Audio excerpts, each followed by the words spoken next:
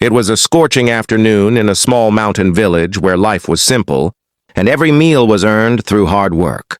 28-year-old Elena Morales stood beside the tiny clay stove inside her humble home, preparing the last arepa she had enough corn flour to make. Her house was small, with cracked walls, a leaking roof, and worn wooden furniture. Since her husband had died 3 years earlier in a mining accident, she had raised her 8-year-old son Mateo alone. That morning had been especially difficult. Elena had searched everywhere for work but returned home with empty hands. The little money she had saved was gone, and the kitchen shelves were almost bare. Only a handful of corn flour remained, just enough to prepare a single arepa. Mateo watched quietly as his mother cooked. "Mom," he asked softly, "will you eat too?" Elena smiled even though she was hungry. "I'm not very hungry today. This one is for you." Just as she placed the warm arepa onto an old ceramic plate, someone knocked on the wooden door. The sound surprised both of them.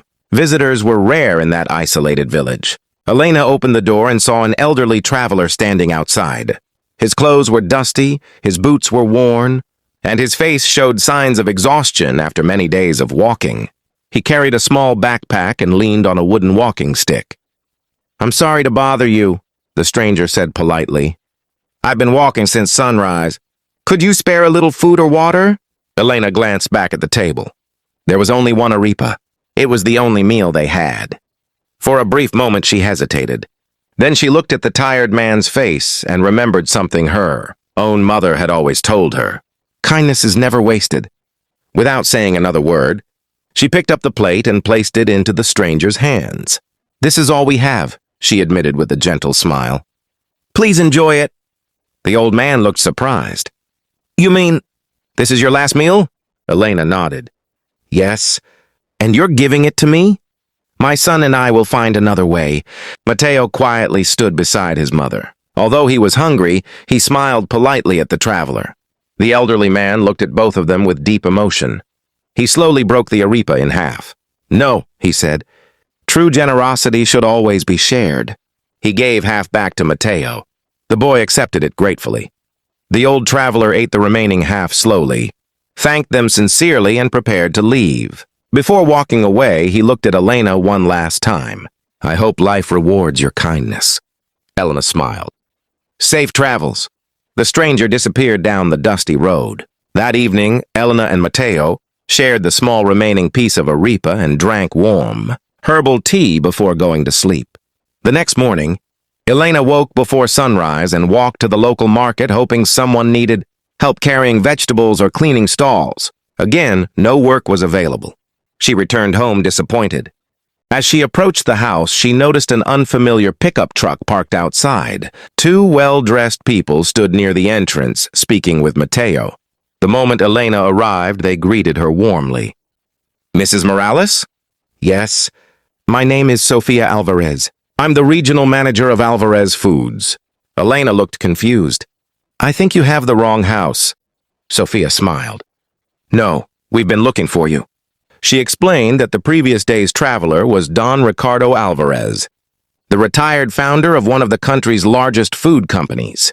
Although now wealthy, Don Ricardo often traveled, alone through rural communities, without revealing his identity.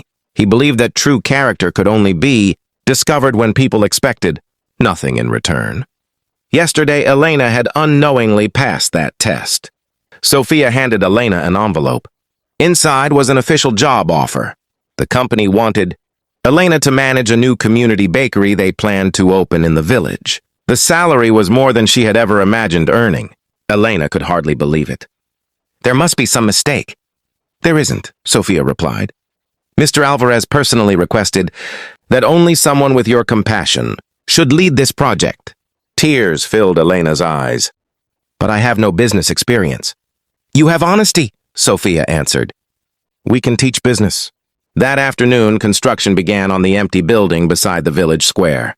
Within 3 months, the bakery opened its doors. Instead of hiring only experienced workers, Elena chose unemployed neighbors, single parents, and young people searching for their first opportunity. She treated every employee with dignity. She remembered what it felt like to struggle. Soon the bakery became famous not only for its delicious, bread and arepas, but also for its kindness. Every evening, unsold food was carefully packaged and delivered to elderly residents living alone. Children from low-income families received free breakfasts before school.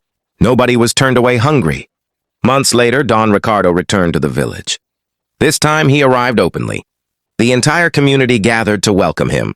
When he entered the bakery, he saw smiling employees, busy customers, and shelves filled with fresh bread.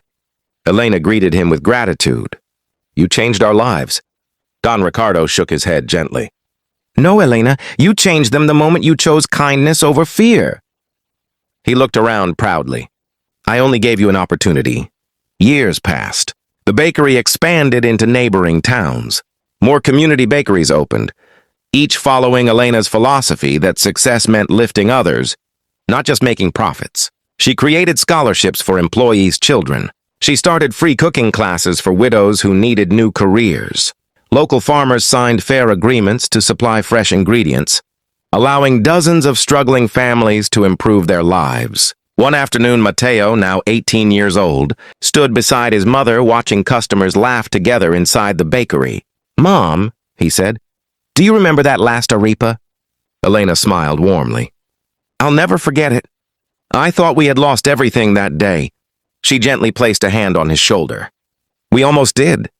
Then why weren't you afraid?" Elena looked toward the busy dining area. "Because hunger lasts a day, but kindness can feed generations." Several years later, Elena received a national award for community leadership. During her acceptance speech, reporters asked what had inspired her journey. She simply replied, "The greatest miracle wasn't that a stranger helped me. The greatest miracle was discovering that even when we have very little, we still have enough to share." The audience stood and applauded. Her story spread across the country, inspiring thousands of people to believe that generosity is never measured by how much we own, but by how willing we are to give. And in the quiet mountain village where it had all begun, an old wooden frame hung proudly on the bakery wall. Inside, it was a simple handwritten message. The last arepa became the first step toward a future filled with hope. Because a heart that shares its final meal is never truly poor.